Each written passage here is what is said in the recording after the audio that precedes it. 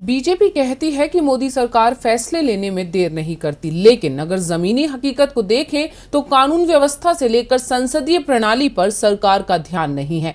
तभी तो जजों के साथ साथ संसद में डिप्टी स्पीकर की नियुक्ति नहीं हो पाई है। 2.5 साल से डिप्टी स्पीकर का पद खाली है, जिसे लेकर विपक्ष तो आवाज उठा ही रहा है, लेकिन अब तो मामला कोर्ट तक जा पहुंचा। जब कोई चुनाव आता है, पीएम मोदी एक्शन मोड में आते हैं, परियोजनाओं का शिलान्यास कर लोगों को लुभाते हैं, खाली पदों पर नियुक्तियां कर जल्द काम होने का दावा भी करते हैं, लेकिन पीएम मोदी का ध्यान अब तक उस खाली पद पर नहीं गया जो संसदीय प्रणाली के लिए बेहद अहम है। सत्ता में मोदी सरकार के 2.5 साल होने के बावजूद संसद में डिप्टी स्पीकर का पद अभी तक खाली है। अगर संसदीय कार्यवाही के जानकारों की माने तो इतने लंबे समय तक यह संवैधानिक पद कभी खाली नहीं रहा है। विपक्षी दल इसको लेकर भी कई बार आवाज उठा चुके हैं, लेकिन स्थिति जस की तस है। ऐसे में संविधान के अनुच्छेद 93 के उल्लंघन का आरोप लगाते हुए पवन रैली ने दिल्ली उच्च न्यायालय में एक याचिका दाखिल कर दी है। दरअसल डिप्टी स्पीकर एक संवैधानिक पद है। सदन के संचालन के वक्त डिप्टी स्पीकर के पास स्पीकर के सारे अधिकार होते हैं।